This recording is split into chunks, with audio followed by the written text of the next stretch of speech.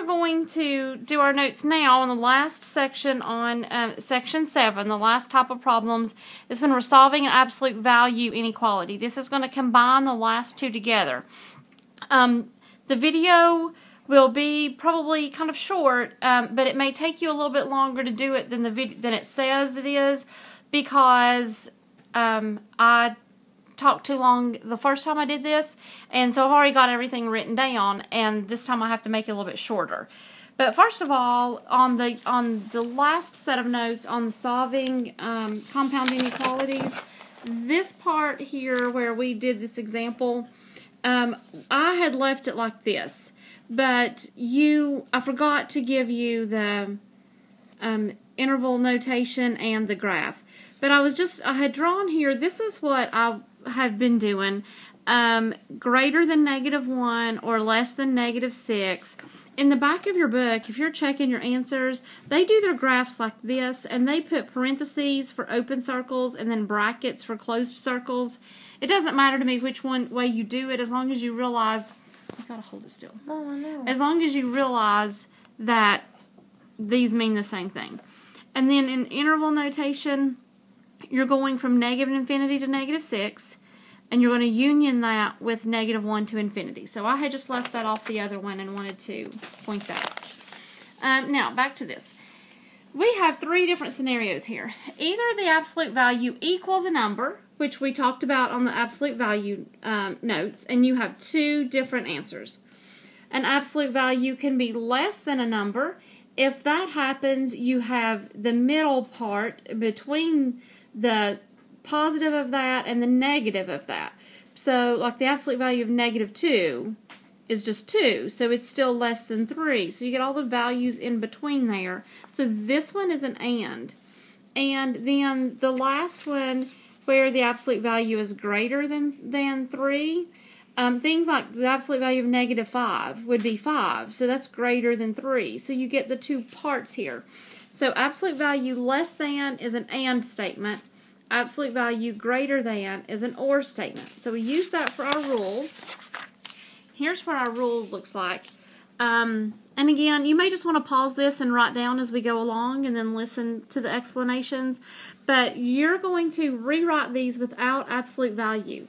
So you've got whatever is inside of here and the constant number that's on the end. So the opposite of that number, less than what is inside the bars, less than that constant.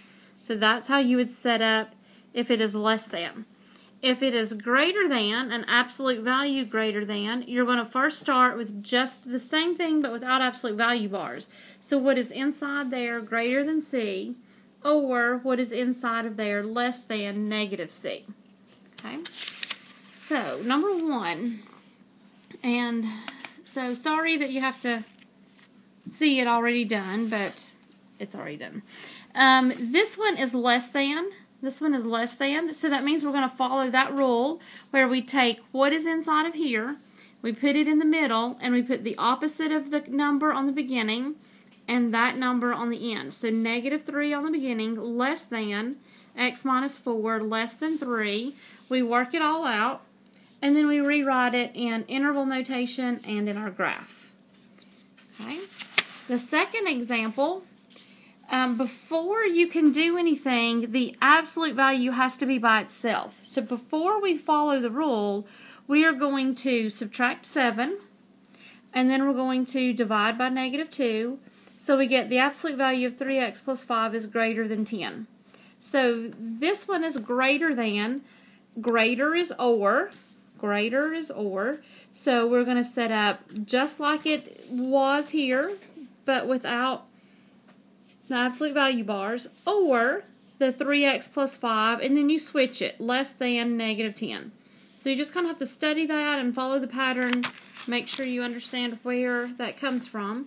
When you work each one out, x is greater than 5/3, and like we talked about in some of the other ones, you've got to rewrite that so that you know where to put that dot on your graph. And then x is less than -5. So this one was an or. So we said before, the or ones will look like 2 oars of a boat unless they overlap. So x is less than -5, or x is greater than 1 2/3. So you just kind of guess where that would be. And then the interval notation is the union again of negative infinity to 5, unioned with 1 2/3 to infinity. Okay. Example 3 is greater than or equal to, so greater is or. So the way I remember that is greater or.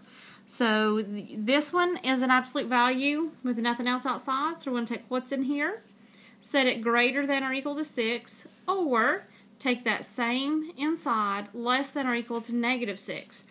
Work each one of them out. So you may want to pause, work each one out, and then come back and make sure that you have got it. So x is greater than or equal to 9. So this time we color in the circle. Or x is less than or equal to negative 7. Again, color in the circle. So when we write interval notation, those two parts get brackets. And remember, absolute or infinity and negative infinity always get parentheses because it doesn't stop there. It just keeps going. And the brackets indicate that it stops and includes it. Okay, our word problem here is not really an absolute value one, but just another word problem here. An elevator at a construction site has a maximum capacity of 2,800 pounds. So the operator weighs 265 pounds, and he's carrying he's carrying bags of cement that weigh 65 pounds, and we want to know how many of those he can carry if it can hold 2,800 pounds. So the weight of the elevator operator plus 65 times however many bags of cement he has is less than or equal to 2,800. Subtract 265, divide by 65, x is less than or equal to 39. And then this one, you want to use a little bit of common sense that we have to have bags. We can't have negative bags. So 0 would be the bottom if he had no bags, up to 39. So this would be the graph for it, or in interval notation from 0 up to 39. So you're going to take this, fold it, and we're going to put it on page 95. And I have these little glue sticks that I want to tell you about. Video. Audra, we got to talk about the glue sticks. Stopping the video in 3, 2, But you can 1. buy these glue sticks at the dollar